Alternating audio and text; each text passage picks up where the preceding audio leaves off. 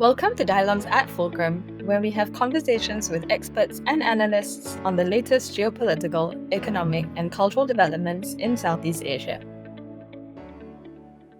Good morning or good evening. I'm William Choong.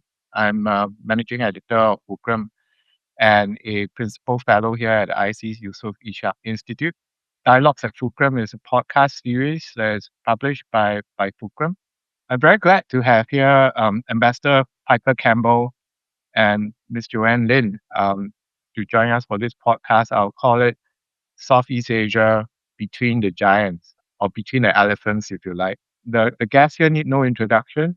Piper, very well known for those people who are covering Southeast Asia. She's the inaugural chair of the Department of Foreign Policy and Global Security at the American University in Washington.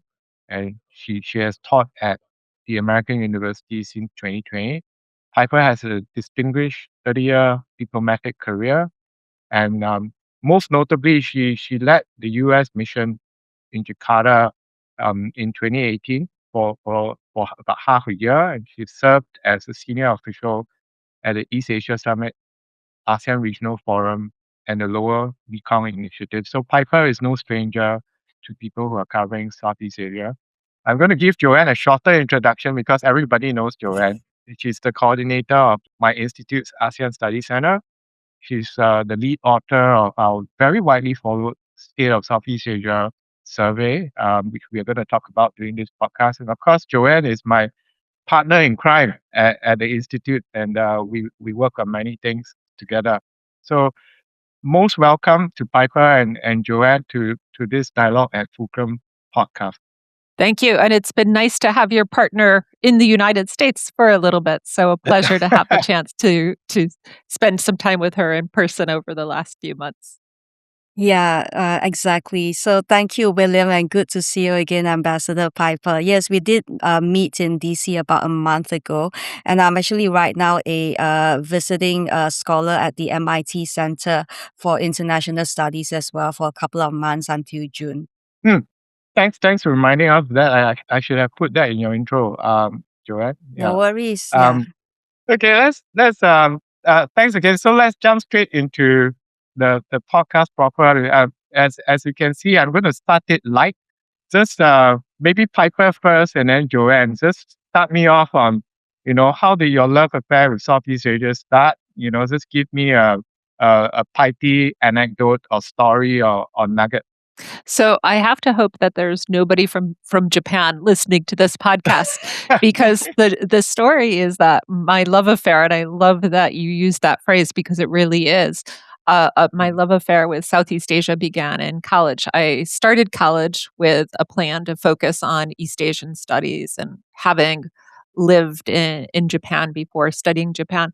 But during my university years, I decided Southeast Asia was just so much more interesting. There was drama, there was a complexity there. And so I joined the Foreign Service directly out of university. And happily, my first posting was to the Philippines. So I went to the Philippines in 1989, and from there I was hooked. 1989. That's a really important year, Piper. Indeed.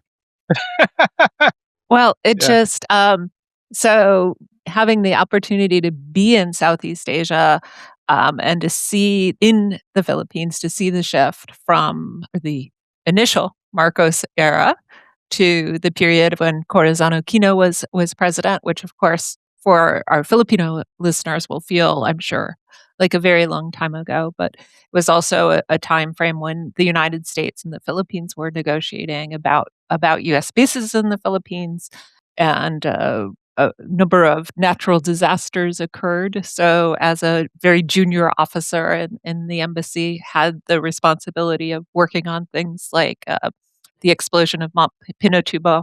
And so it was a time and a place where even a very junior officer in an embassy could feel like the work that they were doing was very much advancing the interests of the United States, and that there was so many different areas where the United States and the Philippines and other Southeast Asian countries had interests and objectives in common.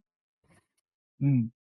Thanks for that, Piper. So it was the Philippines, and then you kind of ended your diplomatic career, should we say, at the U.S. ASEAN mission in Jakarta. Am I right? That's right. So I started and ended in Southeast Asia. Oh wow, that's a really good bookmark. And any other postings that you had in Southeast Asia besides the Yes, Philippines? I was posted in Cambodia, Uh-huh. and I also served as the Asia expert at the U.S. mission to the UN in New York from '99 to 2002. Oh And wow. so during my primary area of focus was actually Timor-Leste.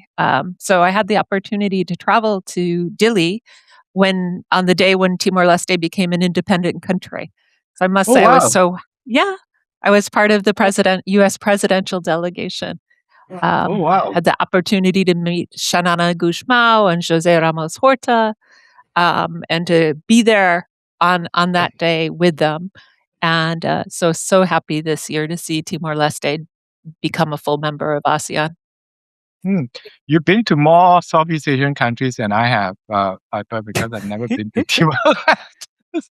So, And of course, uh, Singapore was chair of ASEAN in 2018 when I was serving as the head of the U.S. uh-huh, mission in Jakarta. uh-huh. So I had the pleasure to travel to Singapore quite regularly during that time.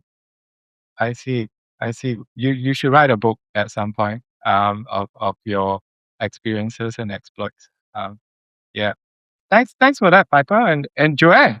So thank you, William. So I've always been interested in international relations and global governance, but I would say that it was really my time at the ASEAN Secretariat, and I think it crossed with Ambassador Piper's duty at the mission that time. So I was there from 2015 to 2021, and that really shaped the way I see Southeast Asia and ASEAN.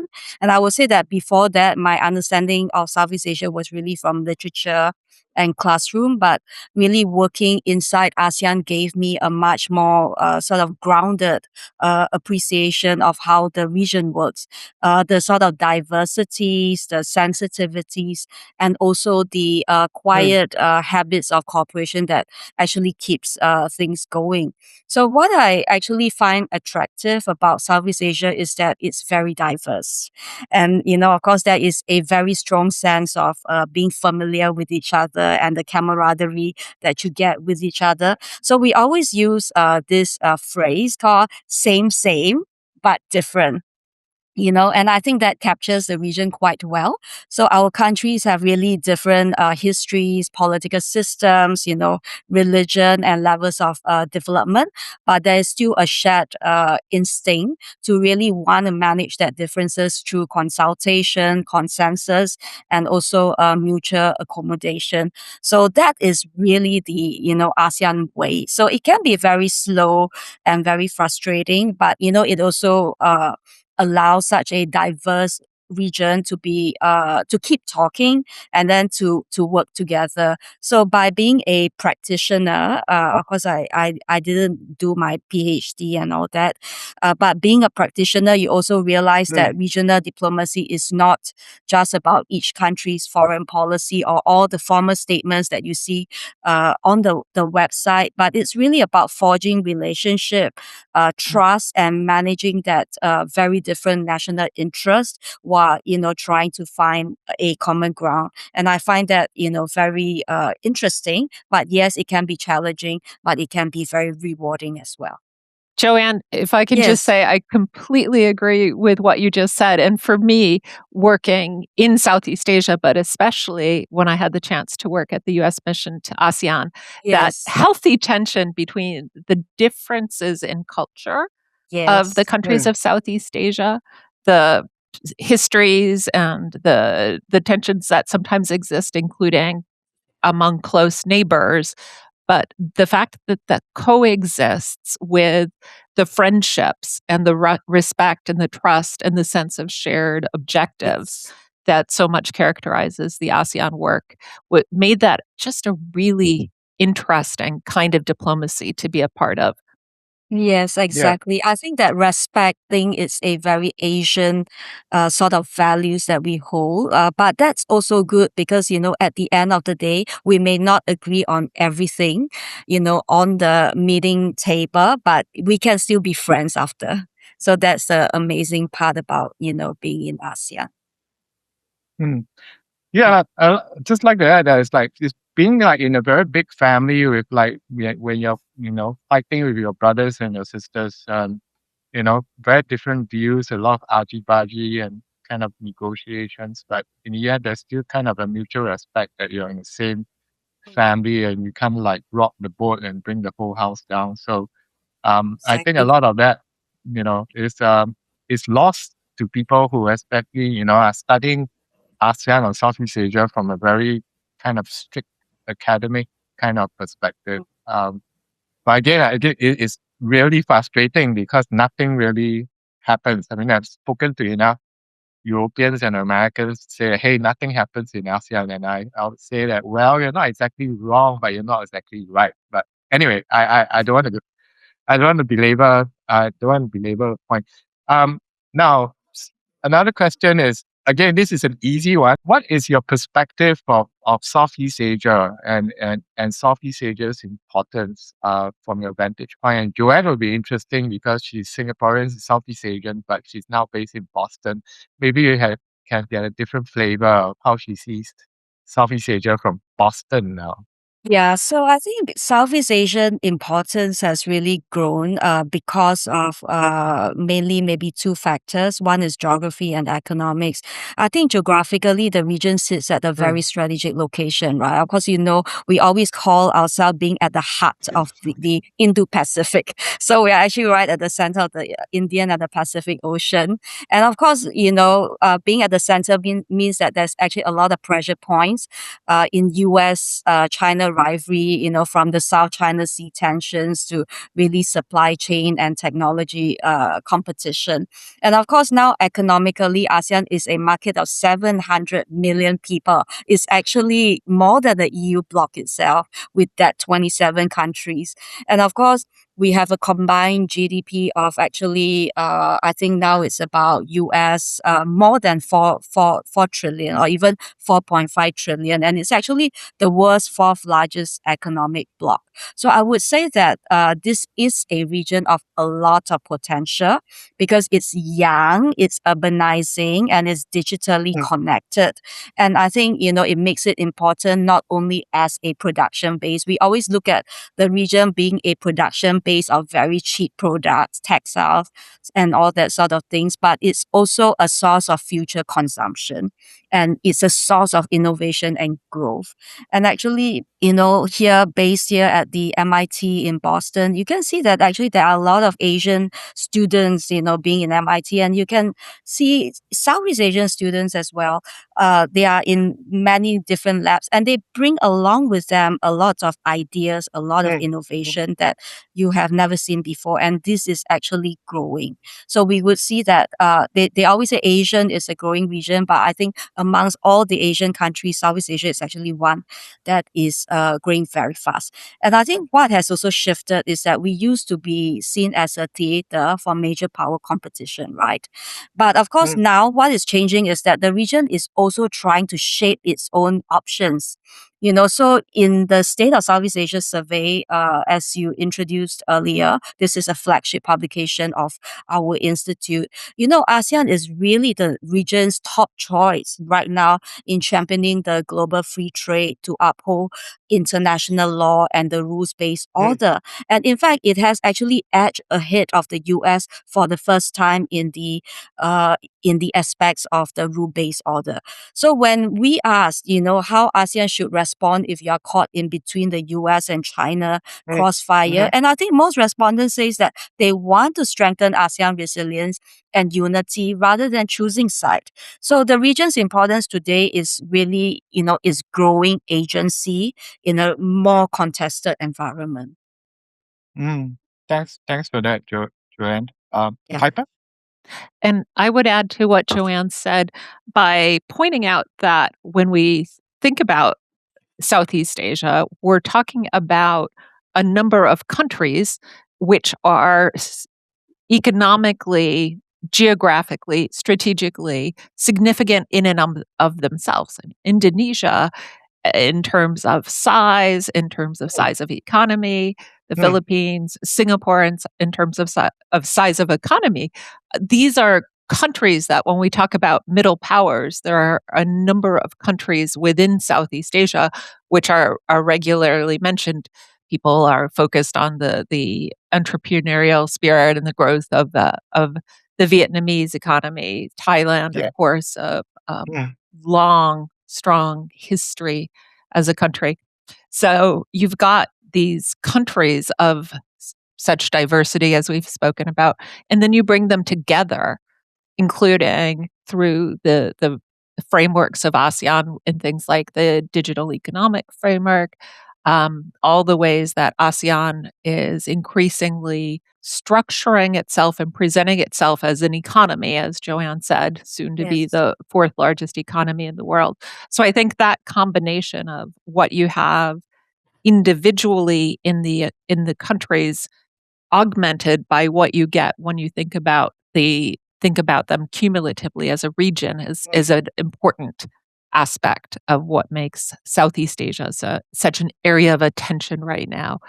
It continues to be sort of one of the primary areas, I will not say theater of competition, but certainly areas of focused attention on both the US and Chinese sides.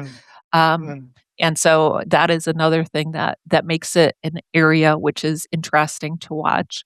And then the fact that it it is a young area and with young populations at a period of time where so many other countries and other regions are already looking at significant problems of aging populations.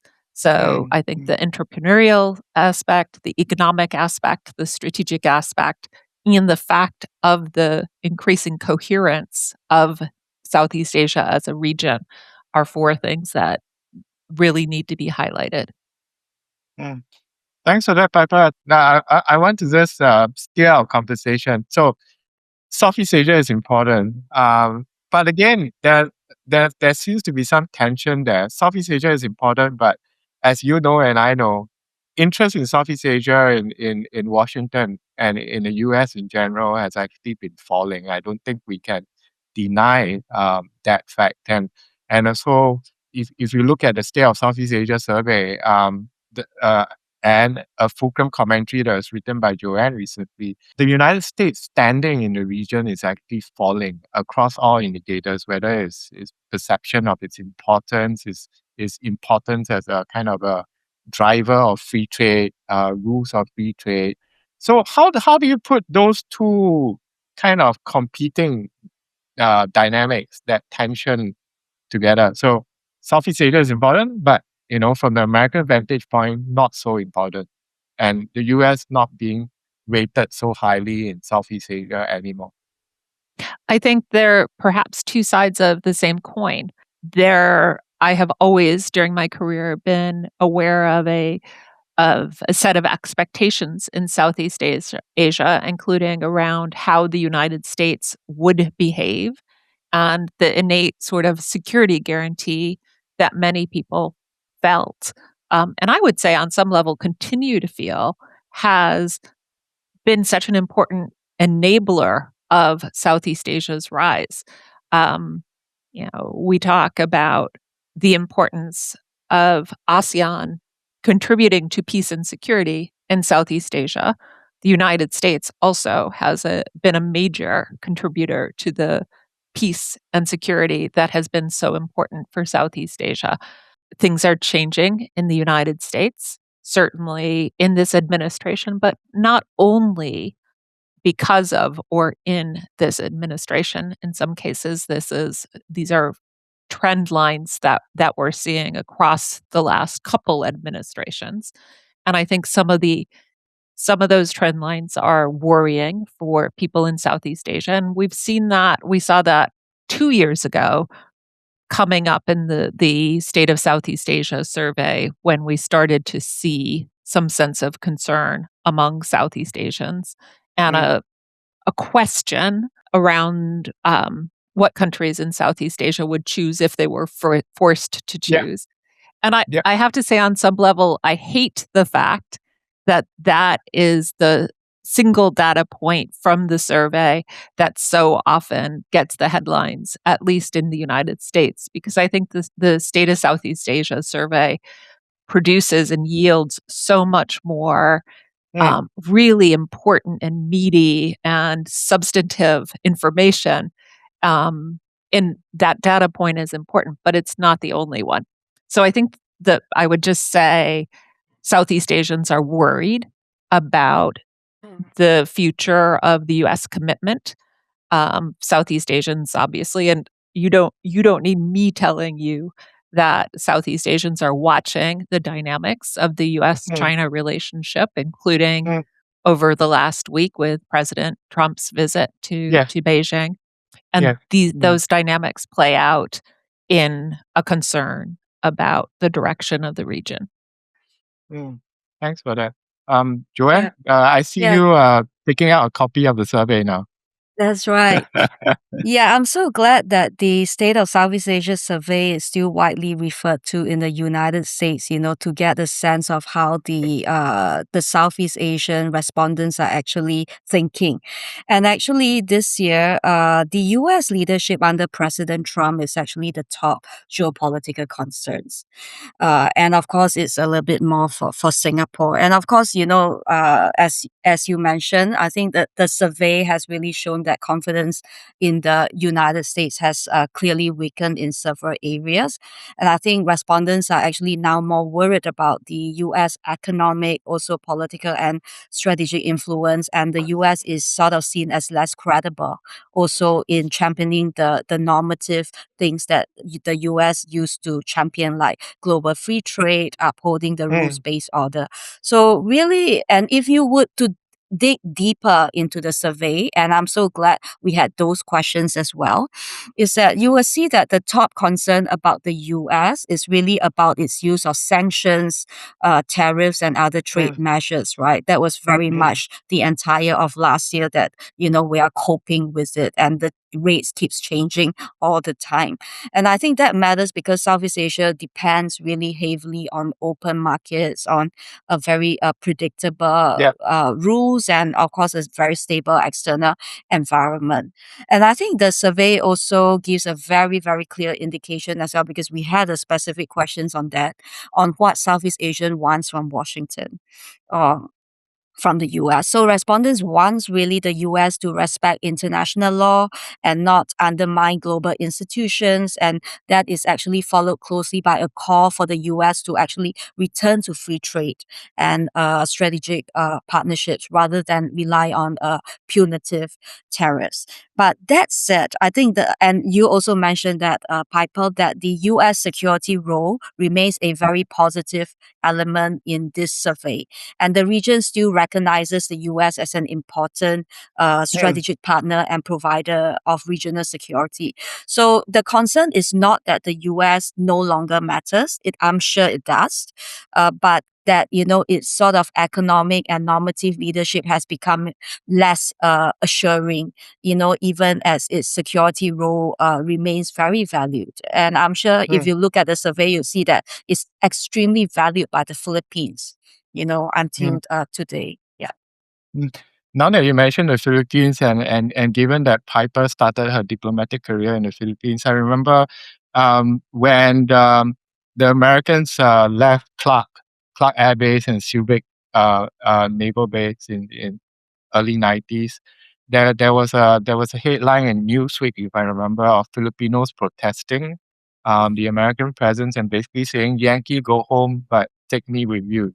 And I think the same sentiment still holds true in Southeast Asia, as in, we have kind of some, should we say, unhappiness about Uncle Sam, unhappiness about America, but we still want America to be part of, the region, part of our lives. And I think that's reflected throughout the survey. And I agree with Piper, that forced choice between China and the US is what what I call a gun to your head kind of question, which is a bit unfair. And journalists like to pick up on that question, but it doesn't reflect the entire survey. Now, Piper, I'm trying to recollect the conversation, the really good discussion that we had when you visited us a couple of weeks ago now, and we were talking about exactly this question. And I remember what you said about looking at the forced choice question.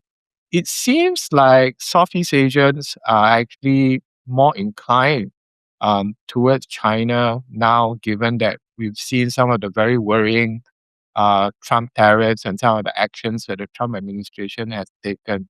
Um, Correct me if I'm wrong, but maybe you can elaborate a little bit about that. Do you really think that Southeast Asians are inclining increasingly towards China? I think there's a couple dynamics. I think many Mhm, Southeast Asians, and certainly I would count among them many people with whom I speak in Southeast Asia, mhm. believe that China's importance for the region over the next decade is Yeah. going to continue to grow.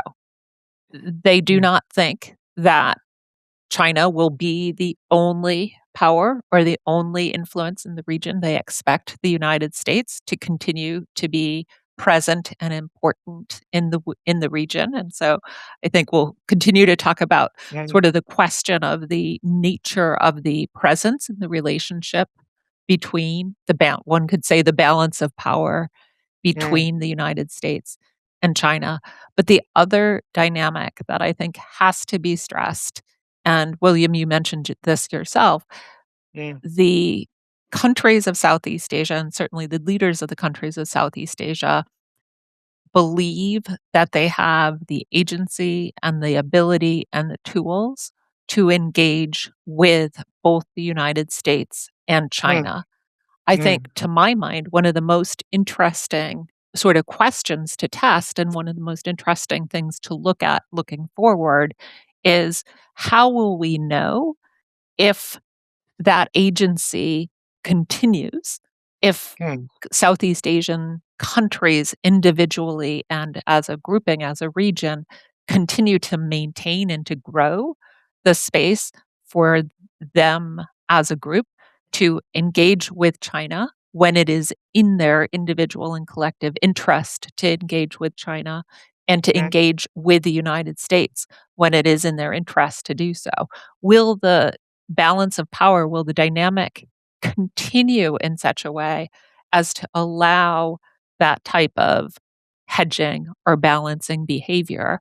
Or will we see dynamics where China or the United States s- communicate through their actions that the space for that kind of choice mm, is shrinking?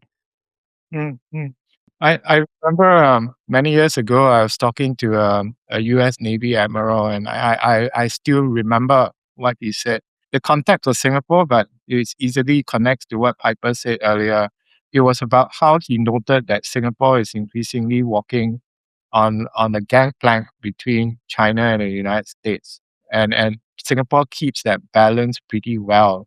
But the admiral was saying that increasingly that gangplank that Singapore is walking on is becoming narrower and thinner, in the sense that Singapore, is treading on thin ice. And I think that pretty much reflect the kind of experience of other Southeast Asian countries as well. Joanne, I'm trying to bring this conversation forward a little bit, and there's always this question about Southeast Asian countries not making a choice, and I don't want to belabor the point because we can take the whole day to talk about this, but let's move on to the summit between President Trump and President Xi in Beijing earlier this week.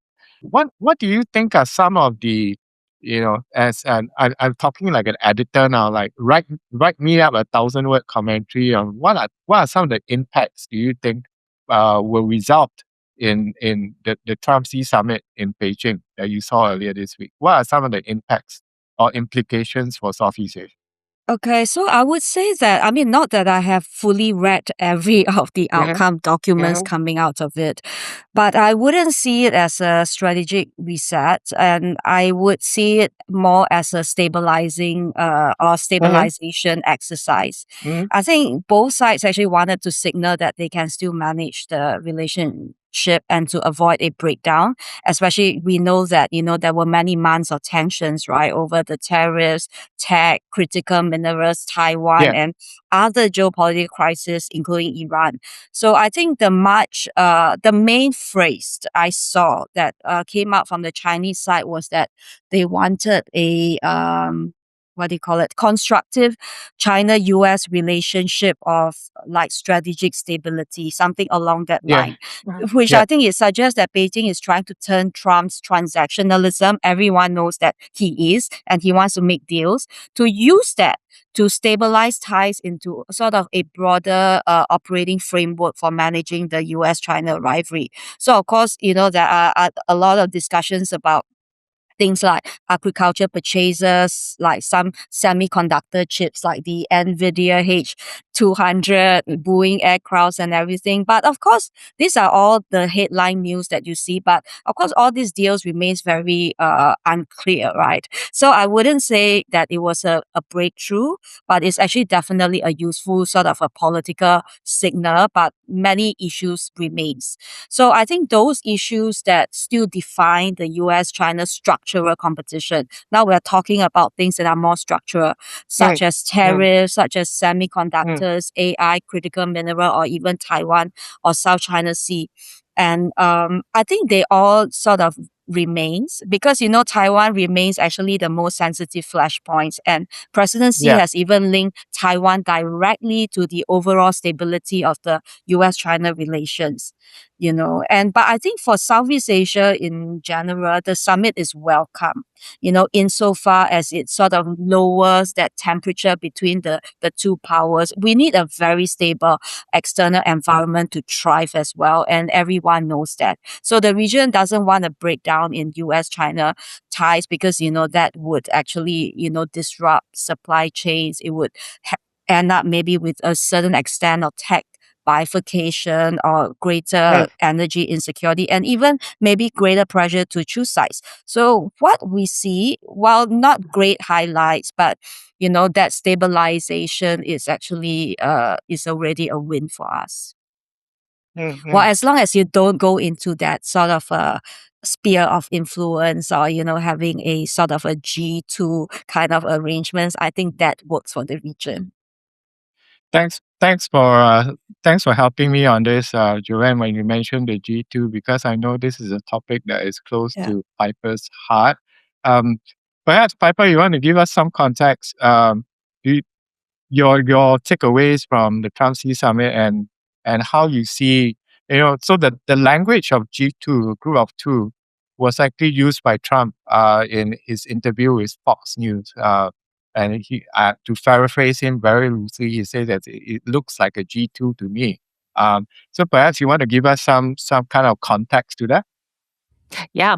And I also think the other important thing to point out is that the question is, or the development isn't only the Trump Xi summit, it's Yeah. also, of course, the Putin Xi summit. And Oh, of course.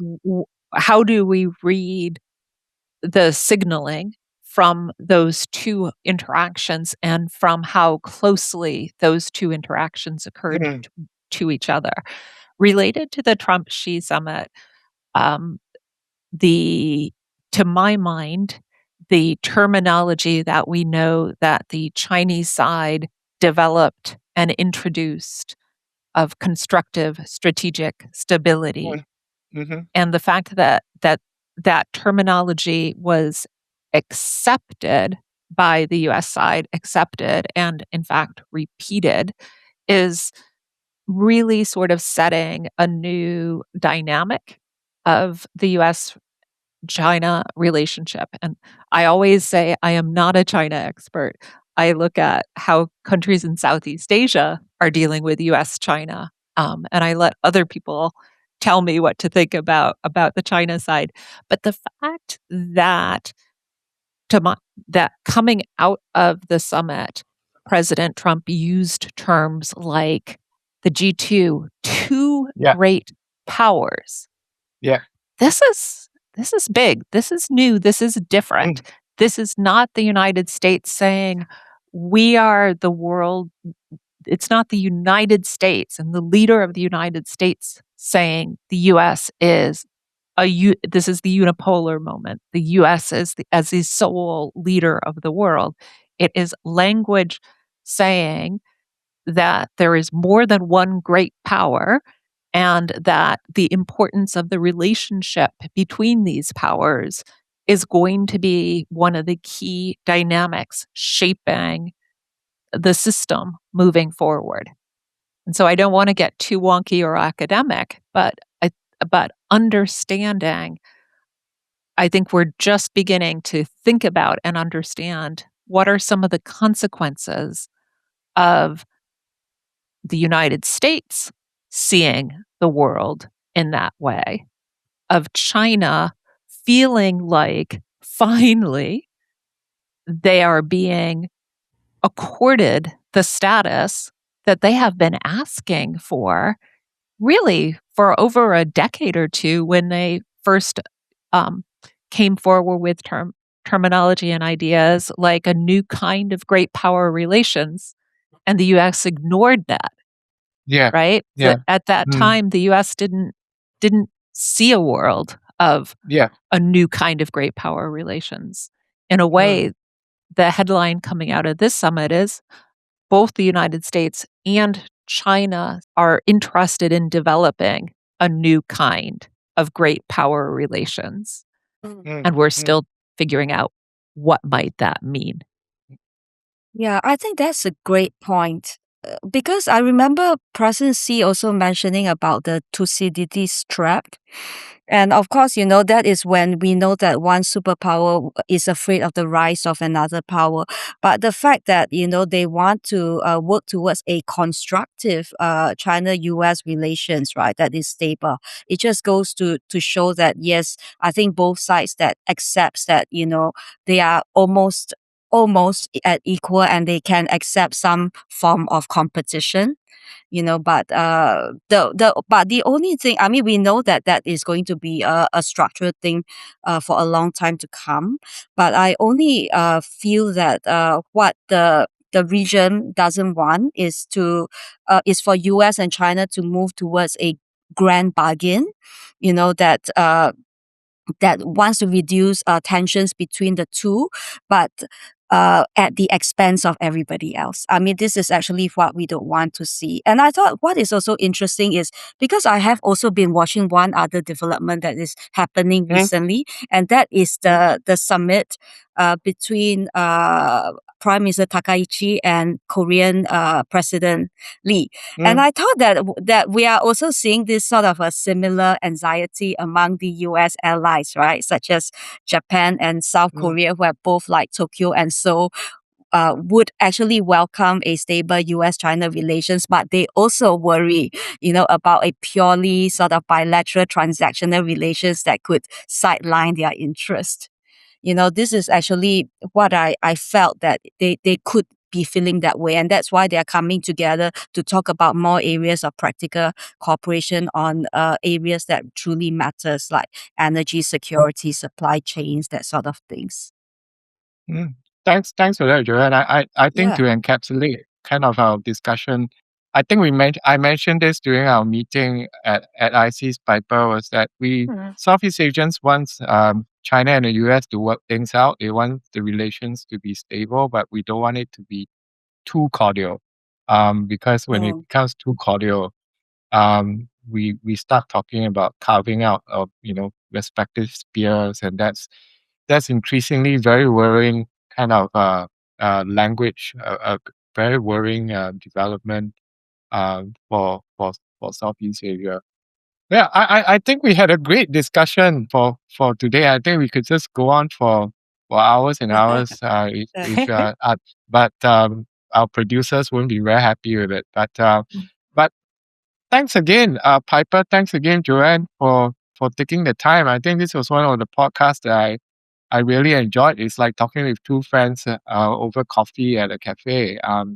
So Yeah. thanks again. I know that it's very late in Boston and Washington, but thanks again for taking the time and Joanne, I'll see you again. And Piper, whenever you're in Yes. Singapore, you're free. You're most welcome to come and visit us at ISEAS. With Right. pleasure. Thank you. Yes, Yes. thank you, William. We'll see you soon so we can get back to our crimes again. Thank you. Thank you for joining us in our conversation on Dialogues at Fulcrum. If you want to access more of our analysis on Southeast Asia, please check out fulcrum.sg. Dialogues at Fulcrum is brought to you by the ISEAS Yusof Ishak Institute. We look forward to sharing more insightful conversations with you in subsequent episodes. See you then!